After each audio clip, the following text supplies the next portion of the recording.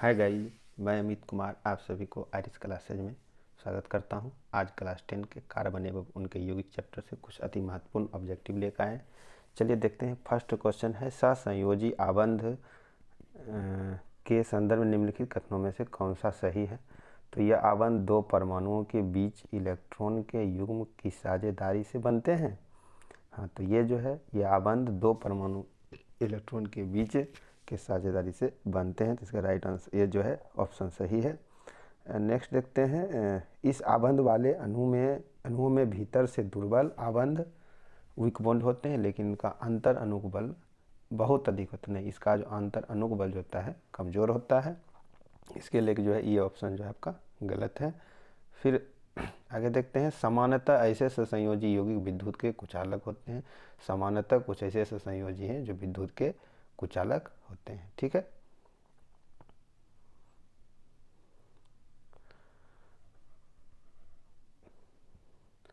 अब उसके बाद इसका इसलिए राइट आंसर आपका हो जाएगा केवल 2। ठीक है, केवल 2। अब आगे कहता है कि कार्बन के संदर्भ में निम्नलिखित कथनों में से कौन सा सही है। कार्बन पर आधारित संरचनाएं सजीव होती है। कार्बन पर आधारित सभी संरचनाएं सजीव होती है, लेकिन अब जो है ये निर्जीव होती है। ठीक है, तो इसके लिए ये जो आपका जो आंसर दिया गया ऑप्शन ये गलत है। ठीक है। अब उसके बाद यह है, अधिकांश कार्बन यौगिक अच्छे विद्युत चालक नहीं होते हैं। हाँ, तो ये जो है अधिकांश कार्बन यौगिक जो है अच्छे विद्युत के चालक नहीं होते हैं। और इसके लेके जो आपका केवल 1, केवल 2, 1 और 2 दोनों, और ना तो 1 नो ही 2। तो इसके लेके राइट आपका आंसर हो जाएगा केवल 2। ठीक है। अब आगे है, कार्बन द्वारा उत्कृष्ट गैस विन्यास नोबल गैस कॉन्फ़िगरेशन को प्राप्त करने के सही उत्तर चुनिए। कहता है सही उत्तर इसमें चुनना। कहता है यह 4 इलेक्ट्रॉन प्राप्त कर C4 रेनाइन बनाकर उत्कृष्ट गैस विन्यास प्राप्त कर सकता है, लेकिन 6 प्रोटॉन वाले नाभिक के लिए 10 इलेक्ट्रॉन अथवा अतिरिक्त इलेक्ट्रॉन धारण करना कठिन हो सकता है। मतलब कह रहा है कि 4 इलेक्ट्रॉन प्राप्त करेगा तो C4 रेनाइन बनाएगा, और 6 प्रोटॉन वाले नाभिक जो है 10 इलेक्ट्रॉन। तो कहता है 4 अतिरिक्त 4 इलेक्ट्रॉन जो है ना वो धारण करना कठिन हो सकता है। तो ये जो है सही है, और यह 4 इलेक्ट्रॉन को त्याग कर C4 धनायन बनाता है और गैस विन्यास कर सकता है, लेकिन 6 प्रोटॉन वाले नाभिक में केवल 2 इलेक्ट्रॉन और 4 इलेक्ट्रॉनों को त्याग के बाद, मतलब 2 इलेक्ट्रॉन रखते हैं और 4 को त्याग देते हैं। तो यह कार्बन धनायन बनाने के लिए बहुत ही अधिक ऊर्जा की आवश्यकता होगी। तो इसके लेके ये भी सही है। तो इसमें केवल 1, केवल 2, केवल 3। इसके लेके राइट आंसर आपका हो जाएगा 1, 2 और दोनों। ठीक है। अब आगे है 4 नंबर का, निम्नलिखित में से कौन सा कार्बन का अपरूप है। तो कार्बन का जो अपरूप है कौन कौन है, तो आप तो हीरा तो जानते ही होंगे, ग्रेफाइट भी जानते होंगे, फ्लोरीन। तो ये तीनों जो है ना कार्बन के अपरूप हैं। फ्लोरीन को ही जो कहा जाता है C60 के नाम से जाना जाता है। ठीक है, तो समझ गए। तो इसका ऑप्शन देखते हैं। तो कहता है केवल 1 ऑप्शन में है, केवल 1 2, केवल 2 3, केवल 1 3, केवल 1 2 3। इसका राइट आंसर हो जाएगा डी। ठीक है। अब नेक्स्ट क्वेश्चन देखते हैं। कहता है कि 5वां है, ग्रेफाइट और हीरे के संदर्भ में कुछ दिया गया, इस पर आपको समझना है, देखना है। फर्स्ट में कहता है ग्रेफाइट में कार्बन सहसंयोजी परमाणु कार्बन के 4 अन्य परमाणुओं के साथ बंध बनाता है, जिसे त्रियामी संरचना का निर्माण होता है। तो त्रियामी नहीं बल्कि षटकोणीय व्यूह का संरचना का निर्माण होता है। ठीक है, तो इसके लेके जो है आपका रॉन्ग है। फिर आगे है, हीरे में कार्बन का प्रत्येक संयोजी कार्बन परमाणु के 3 अन्य परमाणु के साथ एक ही तल पर बंध बनाता है, जिससे एक षटकोणीय व्यूह संरचना का निर्माण होता है। कहता है उपयुक्त कथनों से कौन सा सही है। तो ये जो है आपका इसमें त्रिव्यामी संरचना निर्माण होता है, इसमें षटकोणीय नहीं बल्कि त्रिव्यामी संरचना का निर्माण होता है। इसके लिए आंसर इसका राइट हो जाएगा आपका डी, यानी नो तो 1 सही है और नो तो 2 सही है। आपको बताए थे, क्योंकि इसमें होता है त्रियामी, और इस ऑप्शन में, और ऑप्शन 1 में होता है आपको बताए थे षटकोणीय। ठीक है, तो इसके लेके देखते हैं 6 नंबर का क्वेश्चन देखते हैं। निम्नलिखित में से कौन से सही नहीं है? तो हीरा अब तक ज्ञात सबसे कठोर पदार्थ है, तो सही है, हीरा जो है सबसे कठोर पदार्थ है। उसके बाद है ग्रेफाइट विद्युत के कुचालक होते हैं, ग्रेफाइट विद्युत के कुचालक होते हैं, ये भी सही है। ग्रेफाइट विद्युत के कुचालक होते हैं, नहीं, ग्रेफाइट जो है विद्युत के सुचालक होते हैं, तो आपका जो है ये जो है ऑप्शन गलत है। शुद्ध कार्बन उच्च दाब और ताप पर उपचारित करके हीरा संश्लेषित किया जाता है, तो ये भी सही है, और आपका 1 भी सही है। इसके लेके आपका राइट आंसर हो जाएगा कौन? तो राइट इसमें कहता है कि निम्नलिखित में से कौन सा सही नहीं है, तो आपका सही कौन नहीं है? सेकेंड नंबर नहीं है, विद्युत का कुचालक है, ये विद्युत के लेके इसका राइट आंसर हो जाएगा केवल 2। ठीक है, अब आगे देखते हैं। 7वां क्वेश्चन कहता है कि कार्बन के यौगिक के संदर्भ निम्नलिखित कथनों पर विचार कीजिए। कहता है कार्बन परमाणु के बीच केवल एक आबंध से जुड़े कार्बन के यौगिक संतृप्त यौगिक कहलाते हैं। दूसरा है द्वि आबंध तथा त्रिआबंध वाले कार्बन के यौगिक असंतृप्त यौगिक कहलाते हैं। तो कार्बन के संतृप्त यौगिक और असंतृप्त यौगिक के तुलना में अधिक अभिक्रियाशील होती है। तो देखते हैं, सारे प्रश्न विचार करते हैं, और ऑप्शन दिया गया है केवल 1 2, केवल 2, केवल 1 3, केवल 1 2 3। देखते हैं तीनों से कौन सा सही। क्वेश्चन पढ़ते हैं फिर से एक बार, देखते हैं, इस पर विचार करते हैं कथन पर।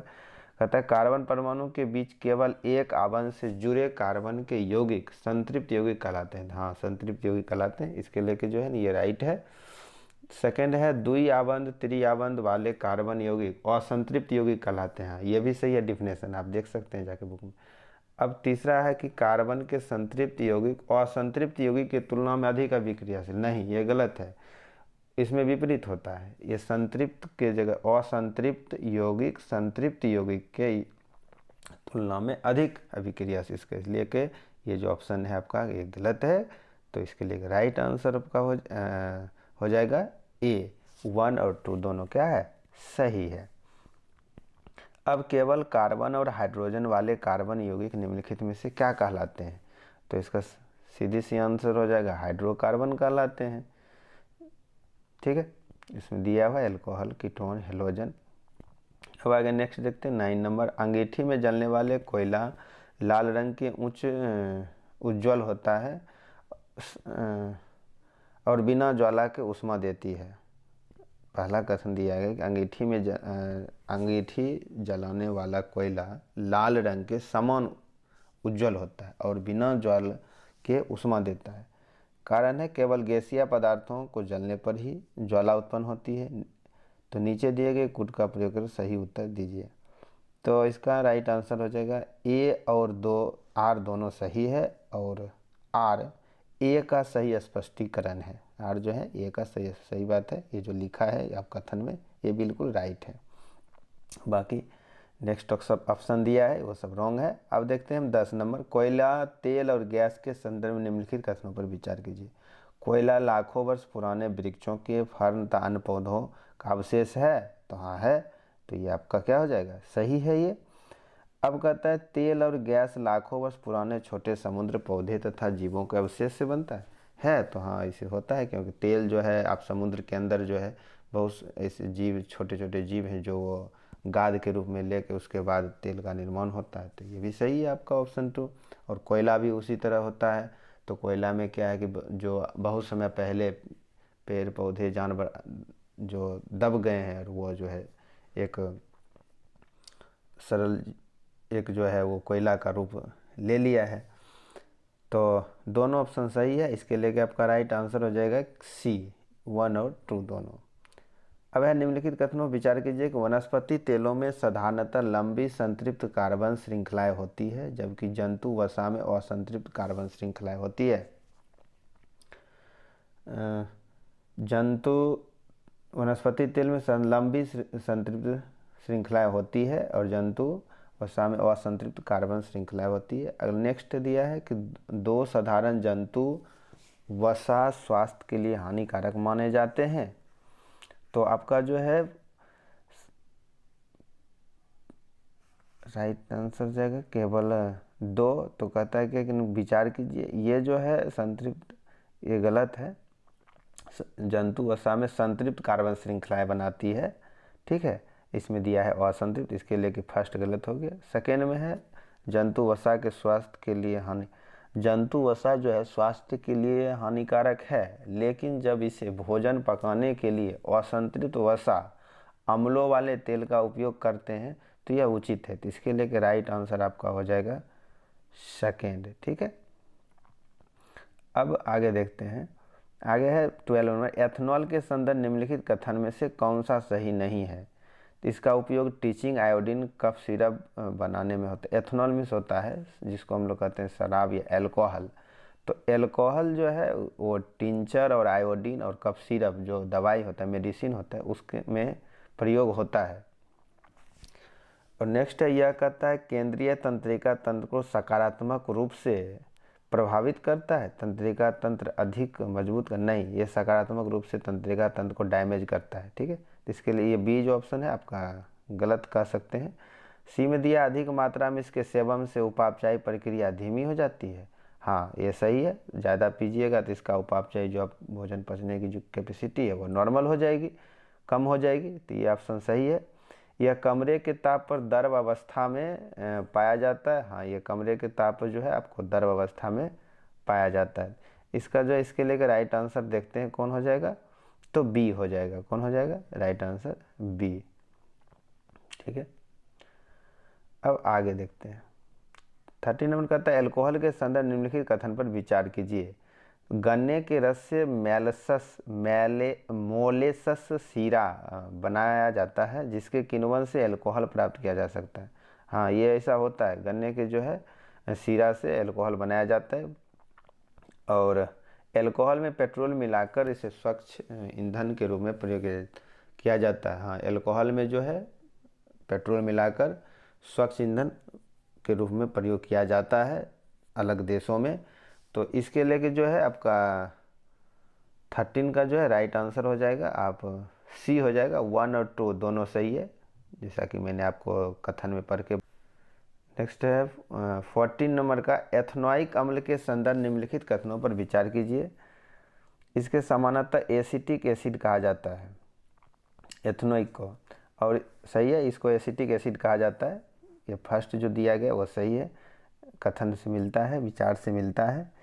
इसका जल के साथ 5 से 8% विलयन सिरका कहलाता है, जिसका उपयोग अचार परीक्षक में होता है।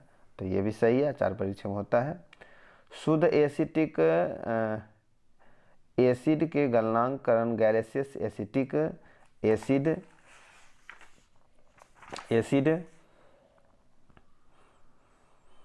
भी कहते हैं। उपयुक्त कथन में से कौन सा सही है, कौन सा गलत है। तो इसका राइट आंसर हो जाएगा, तीनों सही है। तो थोड़ा सा हम देखते हैं, कहता है कि ये सामान्यतः एसिटिक एसिड कहा जाता है। हाँ, यह एसिटिक एसिड जो है कार्बोक्सिलिक अम्ल से संबंधित रखता है, और इसका जल, ये तो इसका जल के साथ 5 से 8% विलयन होने के बाद सिरका के रूप में ले लेता है, और ये अचार परीक्षक के रूप में होता है। शुद्ध एसिटिक एसिड इसके गलनांक के कारण गैलियस एसिड भी कहते हैं। तो इसे एसिड, इसका गलनांक जो होता है 290 यानी 290 केल्विन होता है, और इसलिए इसे ठंडी जलवायु और शीत के दिनों में भी जम जाता है। इस कारण से इसे गैलियस एसिटिक एसिड भी कहते हैं। तो आप समझ गए, इसका राइट आंसर आपका हो जाएगा कौन, इसका राइट आंसर आपका हो जाएगा डी, ठीक है। अब है 15 नंबर, देखते हैं जल की कठोरता के निम्नलिखित में कौन सा तत्व उत्तरदायी है। हाइड्रोजन, ऑक्सीजन, ये तो नहीं होगा ही नहीं।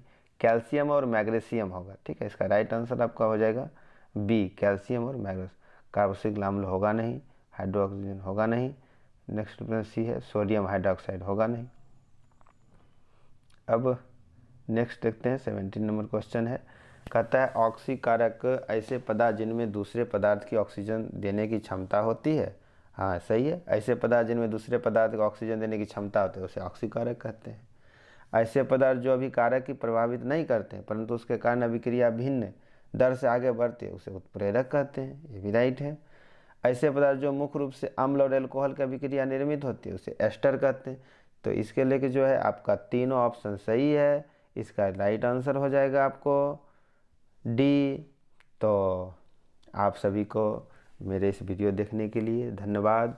वीडियो को लाइक करें, शेयर करें और हमारे इस चैनल को सब्सक्राइब करें ताकि सभी आपको वीडियो करंट जो है मिलते जाएगा और आगामी नेक्स्ट जो एग्ज़ाम है उसके लेके आपको अच्छे से तैयारी हो जाए। सो थैंक यू, धन्यवाद।